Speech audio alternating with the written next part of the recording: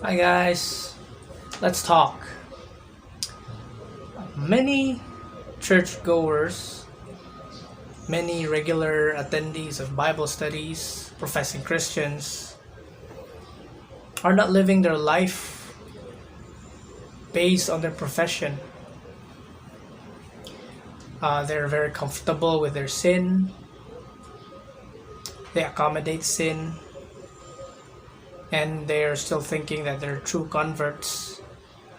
But with the life that they live, it shows that there are false converts, false Christian converts. So I want to share this video to you today to know if you are one of these false Christian converts. So these people, they accept sin, they live in sin, they fill their life with sin, and since they're Christians, they know how to confess. Apply 1 John 1:9, that if they confess their sins, the Lord is faithful to forgive them of their sins and to cleanse them from all unrighteousness. They think that they have found the loophole of Christianity, that they can live a life of sin and just confess them after, and then it's okay. They can be right with God. They think that they have outsmarted the Holy God. They think that they have found the loophole. But in reality, based on their thinking, based on the pattern of their thinking, based on their life, they haven't been truly converted to Christianity. So, the life that one lives is the evidence of their conversion. Clearly, with their sinful life, their sinful pattern, it's clear that, and it's evident that they have not experienced the true saving power of the gospel, how the gospel can truly and will change someone else's life. Yet, with all those evidences against them, that they're false converts, they still treat themselves, they still think that they are Christians and they're going to heaven, even though they're living a sinful life. Some would even use the term carnal Christian. They're living in sin, habitual sin, and they're still going to heaven because they're carnal Christians. But it's clear that these people are false Christians. This is how a false Christian convert would think, and this is how they would live their life.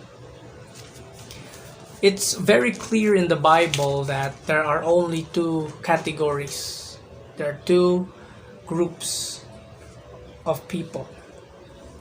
There's the Christian, the non-Christian, the believer, the unbeliever, and the true convert and the non-convert. So it's very clear. There's only two. There's no third category. So we should not tell someone that they are saved, that they're Christians, and they're just carnal because they're living in sin. You should not give them false assurance. Instead, tell them the truth of their spiritual condition, the pattern that they are showing in their life right now. So, we should not create a third group. We should tell the truth, proclaim the truth, don't compromise, don't harmonize. Declare the truth, declare what you see in their life. So, it's clear that they're not living a true Christian life. It's clear it said in Galatians 5:17-24 of two classes, two categories. One is living in the flesh, walking in the flesh, and the other walking in spirit. The worldly, the non-Christian, the unregenerate, and the Christian, the regenerate, the one living in Spirit, walking in the Spirit, you can still see that other people think they're Christians though they're living in the flesh. Carnal, some would say. It's also mentioned in Romans 8 of two categories. The one living in the flesh and walking in spirit. So, I'm not saying that when you are converted, if you're a true convert, you will no longer sin. You can still sin. You are still able to sin because you make mistakes, but you should not practice sin. It's also possible that a true convert can live a life in sin for a season, same as King David. But unless if that person repents of that sin, turns from that sin and go to God, be right with God, we should not tell that person that he is a true Christian. Instead, we should treat him as a false convert until he repents. But if he repents, he turns from that sin and he lives a righteous life and be truly right with God, then we can say, okay, that person was a true convert. He was just living in sin for a season. But if that person does not repent, does not turn from that sin, and he lives and continues to live in that sin and dies in that sin, then we can say that that person was never truly converted, because the pattern of his life before his death was a pattern of an unbeliever, a false convert. And it would mean that that person is likely going to hell. So it's very important that we tell others the truth, and it's very important that we self-assess ourselves, as what's mentioned in 2 Corinthians 5:17, to assess yourself if you're truly in the faith, because it's your life that would determine your eternal destiny. Because if you've been truly converted, there will be a change in life. You will be a new creation. You will live a righteous life. You will hate your sin. You will follow God's laws and God's commands. It's not about if you can, but you will surely obey. Well, it's not about living a perfect life. It's not the perfection of your obedience, but it's the direction, the consistency, the character, the pattern of your life. If it's showing a life of being a true convert, being a true Christian. So,